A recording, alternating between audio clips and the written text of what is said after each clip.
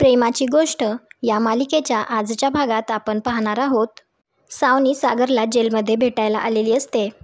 त्यावेळी ती सागरला म्हणते, माय डिअर सागर, काय अवस्था झाली आहे तुझी? तर सागर म्हणतो, डायरेक्ट मुद्द्यावरच ये. तर सावनी म्हणते, ठीक आहे, डायरेक्ट मुद्द्यावरच येते. मला तुझ्यासोबत एक डील करायची आहे. तर सागर म्हणतो, सरळ मार्गाने स्वतःच्या मेहनतीवर मिळवता आलं नाही असं काहीतरी असेल. बोल, काय हवंय? त्यावर सावनी म्हणते, हे बघ, हसण्याच्या पोझिशनमध्ये नाही आहेस तू. तर सागर विचारतो, का? तर सावनी म्हणते, फाईन, मुद्द्यावरच बोलते. तुझी ती काकूबाई बायको मुक्ता, तिचं लायसन्स गेलंय, राईट? तुझी हरकत नसेल तर ते लायसन्स मी परत मिळवून देऊ शकते. तर सागर विचारतो, कशाच्या बदल्यात? तर सावनी म्हणते, आय लाईक दॅट. नशीब तू तुझ्या बायकोसारखा आदर्श विचारांचा नाही आहेस. सौदेबाजी करायला तयार होतोयस. बिझनेस कळायला लागलाय हा सागर तुला. तर सागर म्हणतो, बिझनेस मला आधीपासूनच कळत होता. आता दुनियादारी कळतीये. बोल. तर सावनी आधी इकडे तिकडे बघते आणि म्हणते, तुझ्या कंपनीला जी 500 करोडची डील मिळतीये ती तू आमच्या कंपनीला म्हणजेच हर्षच्या कंपनीला दे. त्या बदल्यात मी मुक्ताचं लायसन्स परत करू शकते. मंजूर आहे का डील? तर सागर मंजूर असं म्हणतो. तर सावनी म्हणते, सागर, 500 करोडची डील आहे. तर सागर म्हणतो, सोडली. तर सावनी म्हणते, ओ माय गॉड, एवढं प्रेम? तर सागर म्हणतो, हो, मुक्ताच्या आनंदासाठी अशा 100 डील सोडेल मी. तर सागर तेथून जातो. तर सावनी स्वतःशीच म्हणते, या माणसाचा ॲटिट्यूड ना. एक दिवस मुक्ता घरी काम करत असते त्यावेळी तिला आरतीचा फोन येतो आणि ती सांगते की क्लिनिकला लावलेलं सील काढलंय आणि क्लिनिक परत सुरू केलंय आणि तुमचं रद्द केलेलं लायसन्ससुद्धा ॲक्टिव्ह केलंय. ते लोक सांगून गेलेत की त्याचं कन्फर्मेशनचं लेटर किंवा मेल असोसिएशनकडून येईल तुम्हाला. हे ऐकून तर मुक्ताला खूपच आनंद झालेला असतो. तर मुक्ता देवाला हात जोडून म्हणते, स्वामी, माझं रद्द केलेलं लायसन्स पुन्हा ॲक्टिव्ह झालंय. पण तिथे सागर अजूनही जेलमध्ये आहेत आणि ते जोपर्यंत बाहेर येत नाही तोपर्यंत माझ्या मनाला शांतता मिळणार नाही. पण मला एक गोष्ट कळत नाहीये, सत्यम पाटीलने केस मागे का घेतली? त्यावेळी मिहीर तेथे येतो आणि तो मुक्ताला सांगतो, आजवरची सगळ्यात मोठी डील 500 करोडची डील दादूसने देऊन टाकली. तर मुक्ता विचारते, देऊन टाकली म्हणजे काय बोलतोयस? तर मिहीर म्हणतो, माझं आत्ता कंपनीच्या लीगल ॲडवायझरशी बोलणं झालं. त्याने ती डील देऊन टाकलीये. सावनीला देऊन टाकलीये. या फालतूबाईचं अति होतंय आता. तर मुक्ता विचारते, कशासाठी ती डील सावनीला दिली? तर मिहीर म्हणतो, तिने दादूसला कॉर्नर केलं की बिचाऱ्या दादूसला होच म्हणावं लागलं. तर मुक्ता विचारते, स्टेकोवर काय लागलंय? तर मिहीर म्हणतो, तुझं लायसन्स. तर मुक्ता म्हणते, माझं लायसन्स? तर मिहीर म्हणतो, हो, तुझं कॅन्सल झालेलं लायसन ॲक्टिव्ह करण्यासाठी ही डील झाली आहे. हे सगळं लकी लपून ऐकत असतो. तर मिहीर म्हणतो, बघ ना, दादूसला काही करताच नाही आलं. हे सगळं सावनी मुद्दाम करतीये आणि मला डाऊट आहे की दादूसला अडकवण्यात पण तिचाच हात आहे. तर मुक्ता म्हणते, म्हणजे माझ्या लायसन्ससाठी सागरने इतकी मोठी तडजोड केली आहे म्हणून क्लिनिक ओपन. हे ऐकून मुक्ताला खूप वाईट वाटत असतं. लकी मम्मीजवळ येतो आणि म्हणतो, दादूस वेडा झालाय, त्याला कळत नाहीये तो काय वागतोय. तर इंद्रा म्हणते, त्याला कशाला बोलतो रे तू? तो बिचारा जेलमध्ये आहे आणि तू त्याच्या नावाने खडे फोडतोस. तर लकी म्हणतो, हो, तुला कळलं ना काय झालंय, मग सांग तू. अगं, त्याने 500 करोडचं डील सावनीला देऊन टाकलंय. तर इंद्रा म्हणते, काय, 500 करोड सावनीला?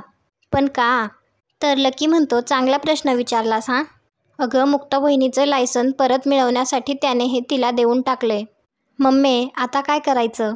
मुक्ता सागरला भेटायला येते. तर सागर विचारतो, घरी कसे आहेत सगळे? तर मुक्ता म्हणते, सगळ्यांचा जीव लॉकअपमध्ये अडकलाय.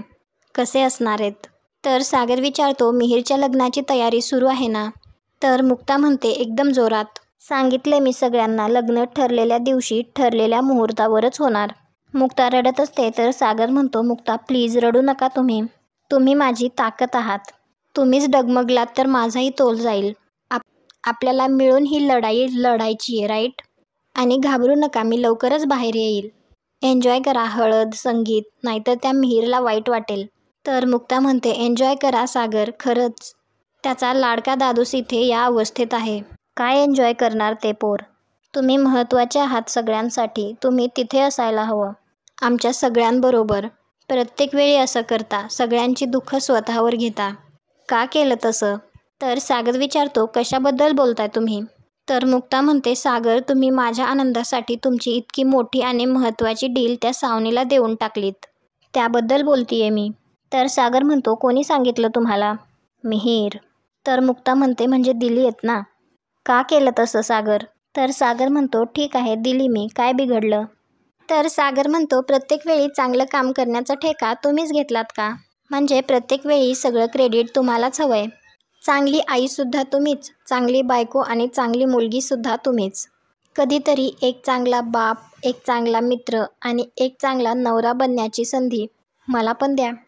सागर कोळी नाव आहे माझं, मनात चोर नाहीये माझ्या, कारण मनगटात जोर आहे. तुमचा विश्वास आहे ना माझ्यावर? झालं तर मग तुमच्यासाठी अशा 100 डील ओवाळून टाकेल मी तुमच्यावर. तर मुक्ता म्हणते, ज्या माणसाने तुम्हाला अडकवलंय ना त्याला मी सोडणार नाहीये आणि मी तुम्हाला इथून लवकरात लवकर बाहेर काढेन. हा एका बायकोचा शब्द आहे. हर्षच्या घरी त्या 500 करोडच्या डीलची पार्टी चालू असते. त्यावेळी सावनी म्हणते, जगाचा नियम आहे, नाक दाबलं की तोंड उघडतंच. आणि इथे मुक्ता त्याचं नाक आहे आणि तिचं लायसन्स सोडवण्यासाठी सागर काहीही करू शकतो. And see it works. त्यावेळी सावनी मनात विचार करते, सागर कोळी, तुझी डील तर आम्हाला मिळाली, जी तू स्वतःहून आम्हाला दिलीस. आजची रात्र लॉकअपमध्ये काढ, उद्या कायमचं जेलमध्ये शिफ्ट करतील तुला, जे तुलाही माहीत नाहीये. यातून तुला कोणीही सोडवू शकणार नाही. इकडे मुक्ता घरी आलेली असते. त्यावेळी ती मनात विचार करते, काहीही करून सागरला यातून सोडवायला हवं, त्यांच्यावरचे सगळे आरोप दूर करायला हवेत. पण कसं, काय करू, कोणाची मदत घेऊ? त्यावेळी तेथे ज्यांना घर सजवण्यासाठी कॉन्ट्रॅक्ट दिलेलं असतं ती माणसे येतात. तर मुक्ता म्हणते, तुम्ही एकदा हे घर बघून घ्या आणि कसं डेकोर करायचं ते त्यांना सांगत असते. तर ती माणसं ठीक आहे असं म्हणून तेथून जातात. तर मिहीर येऊन मुक्ताला विचारतो, हे काय? तर मुक्ता म्हणते, आलात का नवरदेव? ते वराडाला दारापर्यंत, झाली का तयारी सुरू, चला. तर मिहीर म्हणतो, नाही वहिनी, मला हे सगळं नाही पटत आहे. दादूस एवढ्या प्रॉब्लेममध्ये आहे आणि मी इथे लग्नाची तयारी करतोय. आपण हे सगळं कॅन्सल करूया का? किंवा ॲटलिस्ट पुढे तरी ढकलूया. तर मुक्ता म्हणते, मिहीर, लग्न ठरलेल्या दिवशीच होणार. आणि तुला काय वाटतंय, हे सगळं मी हौसेने करतेय का? मला किती कठीण जात असेल. कोणासाठी करतोय हे? सागरसाठी, कारण त्यांची इच्छा आहे त्यांच्या भावाचं लग्न ठरलेल्या दिवशीच व्हावं. मी प्रत्येकाला नाही सांगू शकत मिहीर, तुला सांगू शकते ना. मग हा एक तर तुझा पडलेला चेहरा बदल. तुझा दादूस असता तर आवडलं असतं का त्याला? लग्नाचं घर आहे, अजिबात रडायचं नाही या घरात. छान ते डेकोरेशनवाले आलेत, मस्त घर सजणार आहे आणि मस्त तुझं लग्न होणार आहे. ठरलेल्या दिवशी मी करून देणार आहे. त्यावेळी तेथे इंद्रा येते आणि ती म्हणते, कर, तुझ्यासाठी चाललंय ना हे सगळं. तुझ्या काळजीने माझा पोरगा खात नाही, पित नाही, कामावर जात नाही. अजून किती खड्ड्यात टाकणार आहेस माझ्या पोराला माहीत नाही मला. तर मिहीर म्हणतो, अगं मावशी, काय बोलतीयस तू? तर इंद्रा म्हणते, तुला माहीत नाही का हिच्यासाठी सागऱ्याने काय काय केलं? तूच सांगत होतास ना तिला. हिच्या त्या लायसन्ससाठी माझ्या पोराच्या हातातून एवढं मोठं काम गेलं. हिच्या आनंदासाठी आणि हिच्या त्या लायसन्ससाठी माझ्या पोराने एवढ्या मोठ्या कामावर पाणी सोडलं. लग्न केल्यापासून माझ्या पोराच्या नशिबात सुखच नाही. काय पिढा मागे लागली त्याच्या देवाला माहीत. तर मिहीर म्हणतो, अगं मावशी, वहिनीने दादूसाठी केवढं केलंय. सईसाठी, स्वातीताईसाठी, आपल्या घरासाठी केवढं केलंय. तर इंद्रा म्हणते, काही भलं नाही केलं तिने कोणासाठी आणि तू का तिची बाजू घेतोस? आता बघ, मी तिला एवढं बडबडतीये पण तिच्यावर काही परिणाम आहे का? कशी गप्प उभी राहिलीये. बडबडल्याचा काही उपयोगच नाही. आणि मी कशाला बडबडतीये, सांगून पण उपयोग नाही तिला, असं म्हणून ती तेथून जाते. हर्षच्या घरी मात्र सगळे खूप आनंदात असतात. त्यावेळी हर्ष एक रिंग काढतो आणि ती सावनीला दाखवतो. तर सावनी म्हणते, ओ माय गॉड हर्ष, हे काय? तर हर्ष म्हणतो, मी तुला म्हणालो होतो ना सावनी, ज्या दिवशी तू सागरला पूर्णपणे बर्बाद करशील त्या दिवशी मी तुझ्यासोबत लग्न करेल. मी कधी माझा शब्द मोडत नाही. आणि सावनीला विचारतो, विल यू मॅरी? तर सावनी येस म्हणते. तर हर्ष तिच्या हातात ती अंगठी घालतो. इकडे मिहीर मुक्ताला म्हणत असतो, वहिनी, तू एवढं का ऐकून घेतेस? तर मुक्ता म्हणते, राहू दे ना मिहीर, नाराज आहेत त्या. आणि खरं सांगू का, मला काहीच फरक नाही पडत त्यांच्या बोलण्याने, काहीच वाईट वाटत नाही. आणि आत्ताच्या घडीला तर माझा फोकस फक्त सागरला बाहेर काढण्यावरच आहे. तर मिहीर म्हणतो, मी पण तेच म्हणतोय ना, घरातलं वातावरण शांत होऊ दे, आधी दादूसला बाहेर काढण्यावर फोकस करू. तर मुक्ता म्हणते, हे बघ मिहीर, हे लग्न ठरलेल्या दिवशीच होणार आहे. Is that clear? तुझा तो खडूस दादूस बाहेर आला आणि मी जर तुझं लग्न वेळेवर लावून दिलं नाही तर तो मला आयुष्यभर टोमणे मारेल आणि त्या खडूस दादूसचे टॉन्ट मला नाही ऐकायचेत आयुष्यभर. चल आता आवरायला घे, मी बघते डेकोरेशनवाले काय करतायत, असं म्हणून ती तेथून जाते.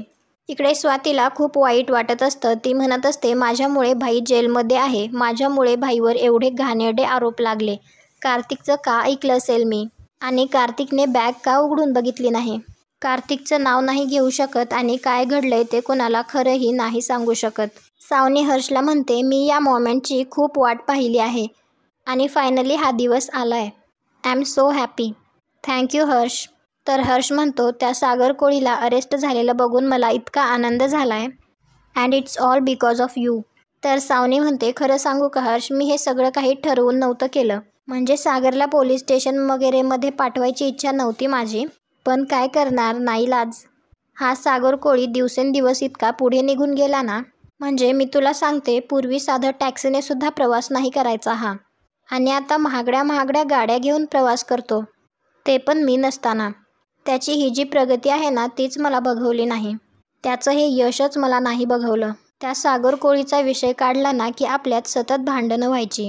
तू सतत त्याला हरवण्यासाठी काहीतरी प्लॅन करायचास आणि मग तुझी चिडचिड व्हायची, तुला स्ट्रेस यायचा आणि तोच स्ट्रेस मी सुद्धा घ्यायचे.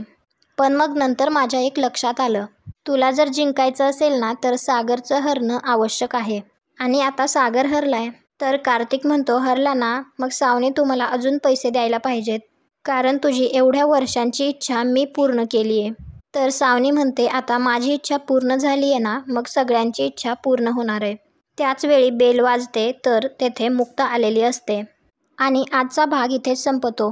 पुढील भागात आपल्याला पाहायला मिळणार आहे, मुक्ता स्वातीला म्हणत असते, तुम्ही याच राखीचा भावाचा विश्वासघात केलायत. तर स्वाती म्हणते, माझा काय संबंध? तर मुक्ता तिला मोबाईलमध्ये फोटो दाखवते.